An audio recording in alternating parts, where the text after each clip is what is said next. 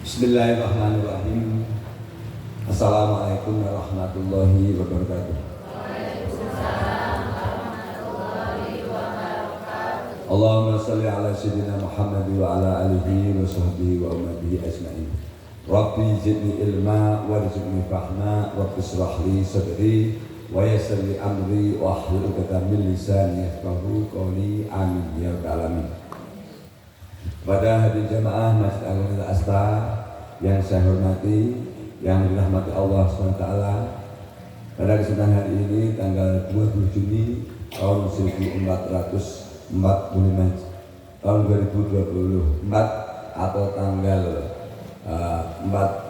13 Zulhijjah 1445 Hijriah, saya akan menyampaikan tentang manfaat atau kaidah atau keutamaan daripada berselawat. Karena saya mengingatkan kembali, sering saya sampaikan tapi sudah lama dan saya sampaikan kembali. Jadi insya Allah apa yang kita lakukan tiap pagi ini suatu ibadah. Jadi bukan sekedar rutinitas kegiatan organisasi lintas asal, tapi ibadah. Jadi manfaat selawat, kembali lagi, satu, selawat itu bisa menghapus dosa-dosa kita. Jadi orang semakin banyak selawatnya, dosanya terhapus. Jadi tidak hanya istighfar. Selama ini kan hanya istighfar, tidak. Jadi barang ini hadis dari Nabi. Barang siapa dengan hikmat, tulus ikhlas berselawat kepadaku, maka Allah menghapus keburukannya, dosanya 10 kali. Jadi dosanya dihapus 10 kali. Kemudian Allah SWT memberikan salam, selawat juga, memerintahkan pada malaikat untuk berselawat kepada kita. Jadi kalau selawatnya malaikat itu pasti diterima. Padahal yang namanya selawat itu adalah salam, keselamatan dan keberkahan. Jadi itu insya Allah. Ya, kemudian yang kedua apa? Menjadi wasilah doa. Makanya ada selawat dan doa. Jadi setiap doa itu terhalang, terhijab sampai langit dunia ketika tanpa diucapkan selawat. Makanya di dalam sholat pun intinya sholat kan semuanya doa itu. Dari Al-Fatihah itu doa, ya karena butuh, ya karena stain, ihdinas siratal mustaqim.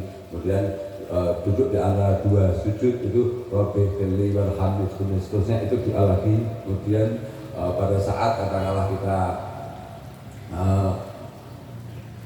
sujud itu bertasbih mensucikan Allah. Kemudian makanya pada saat tahiyat penutupnya adalah sholawat. Makanya sholat itu menjadi apa?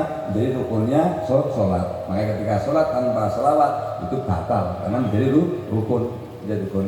Jadi itu menjadi wasilah doa. Jadi doa tidak akan sampai kepada Allah ketika tanpa sholawat. Kemudian membuka lapangnya rezeki. Jadi kalau orang lagi kesulitan, sering saya sampaikan, amaliyah yang paling baik buat kanjeng Nabi itu ketika orang dalam kesulitan tidak usah cari amal-amalan ke mana-mana, buat kanjeng Nabi aja. Jadi baca istighfar 100 kali setiap malam. Kalau kita lagi mengalami kesulitan apapun, baca istighfar 100 kali, astagfirullahaladzim, astagfirullahaladzim. Entah sepertiga awal malam, entah tengah malam, atau lebih bagus sepertiga akhir malam. Karena kalau sepertiga akhir malam itu Allah berjanji, barang siapa bertahajud kepadaku, sholat kepadaku, maka sesungguhnya aku pasti mengabulkan setiap doa yang dia panjatkan. Dan orang yang berdosa sebanyak bumi di lautan, maka Allah akan mengampuninya. Dan tanganku di atasnya, ini bahasa kias kita tanganku di atasnya orang yang bertahajud kepadaku. Jadi pas paling makbul sepertiga malam, makanya paling sulit. Makanya kan itu sabda, seandainya tidak memberatkan umatku, maka aku wajibkan orang itu bertahajud. Tapi kanjeng Nabi itu maha baik, karena tidak mungkin setiap umatnya itu mampu untuk bertahajud. Sholat subuh juga susah, apalagi bertahajud. Nah, minimal artinya kita malam-malam istijabah, sholat malam Jumat seminggu sekali, ini lama-lama 3 hari sekali, nanti lama-lama bisa sudah kali. Kemudian kembali lagi membaca istighfar 100 kali, itu bentuk pengakuan diri kita banyak dosa pada Allah. Kemudian setelah itu kita bertasbih subhanallah wa bihamdihi, subhanallah wa bihamdihi, subhanallah wa bihamdihi, subhanallah wa bihamdihi. Yaitu 100 kali. Kemudian selawat Allahumma shalli ala sayyidina Muhammad wa ala alihi wa sahbihi wa sallam. Kalau mau sempurna itu. Kalau mau sempurna Kalau mau paling sederhana, Allahumma sholli ala sayyidina Muhammad wa ala ali sayyidina Muhammad, paling simpel. Itu 100 kali boleh. Kalau mau lebih sempurna, kan Nabi menerangkan Allahumma sholli ala sayyidina Muhammad wa ala alihi wa sahbihi, kepadaku, keluargaku, sahabatku ajmain semuanya. Lebih sempurna lagi Allahumma sholli ala sayyidina Muhammad wa ala alihi wa sahbihi wa dzurriyyatihi, dan keturunanku ajmain. Jadi kepadaku, keluargaku, sahabatku, dan keselamatan ajmain semuanya. Lebih sempurna lagi Allahumma sholli ala sayyidina Muhammad wa ala alihi wa sahbihi wa dzurriyyatihi wa ummatihi, dan umatnya. Jadi kepada umatnya, berarti kita mendoakan seluruh umatnya Kanjeng Nabi Muhammad. Ada perintahnya enggak? Ada perintahnya. Jadi barang siapa katakanlah tidak mendoakan saudara sesama muslim sehari saja, maka dia termasuk orang yang kurang beriman. Jadi itu bentuk kasih sayang kita kepada, makanya setiap doanya siapa pun pasti ikut dengan dari jabal mukminin wal mu'minat wal muslimin. Itu kan bagian daripada bersolawat. Dengan mendoakan orang Islam itu wajib bagi setiap orang Islam usahakan sehari 5 sekali. Kalau kita alhamdulillah setiap sholat, jadi itu enggak. Itu kemudian setelah itu insya Allah akan dilaksanakan rezekinya. Kemudian khasiat sholawat lagi adalah ada sebuah kisah. Ada seorang yang seumur hidupnya itu, ini kisah nyata, kisah alam ulama. Seorang orang yang tidak pernah sama sekali berbuat baik apapun. Orang akhirnya, mohon maaf saya cerita, ketika meninggal itu mayatnya wujudnya menjadi celeng di hutan.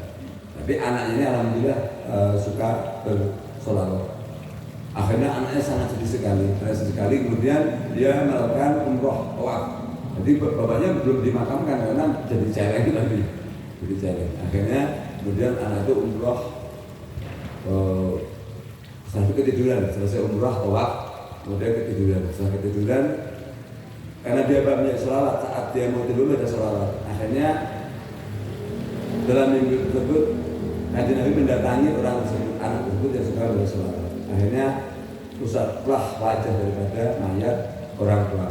Akhirnya wajahnya dirusak pelan-pelan anak tersebut. Ketika bangun, akhirnya berubah lagi menjadi wujud yang sesungguhnya lagi, wujud yang asli. Jadi itulah wasilah sholawat. Jadi artinya makanya syafaat itu nyata. Jadi syafaat tapi ya sebenarnya diizinillah, karena kan Nabi Muhammad SAW juga tidak bisa apa-apa tanpa izinnya Allah Subhanahu wa Ta'ala. Sholawat ini, sholawat itu apa bentuk pujian, bentuk penghormatan kepada Kanjeng Nabi. Bapak Ibu semua juga bisa ngarang sendiri. Yang penting setiap hati bersolat itu intinya pujian, memuji, menghormati Kanjeng Nabi, itu namanya sholawat. Nah, kalau sholawat paling hakiki apa? Kalau sholawat paling hakiki yaitu adalah mengikuti semua tingkah laku Kanjeng Nabi Muhammad Sallallahu Alaihi Wasallam. Ini kita membenarkan segala apa yang dilakukan Kanjeng Nabi, itulah namanya bersolawat yang paling hakiki. Tapi membaca solawat itu juga menjadi wajib, makanya dalam sholat membaca solawat. Dan minimal kita membaca solawat. Syukur nanti tertuntun. Kenapa? Kalau semuanya yang namanya sholat itu nanti akan menuntut pada kebaikan yang lainnya. Kalau baca Bapak Ibu rasakan. Contoh sebenarnya saya pertama kali ngajak baca solawat, bikin solawat. Saya itu lama-lama saya ngajak Bapak Ibu semuanya sholat berjamaah. Lama-lama saya akhirnya membangun masjid. Lama-lama saya ngajak ngaji Bapak Ibu semuanya. Itu solawat itu akan membawa kepada kebaikan-kebaikan yang lainnya. Kenapa? Itu tadi karena risalah agama Islam itu dibawa oleh Kanjeng Nabi. Jadi kalau kita menghormati Kanjeng Nabi, otomatis tertuntun oleh Kanjeng Nabi dengan rahmatnya Allah Subhanahu wa Ta'ala. Jadi lebih seperti yang saya sampaikan, semoga kita semuanya menjadi orang yang istiqomah berselawat tulus karena Allah Ta'ala, sehingga kita terus tertuntun berjabat untuk menjadi orang yang baik. Dan insya Allah hati kita menjadi lembut. Hati kita menjadi lembut.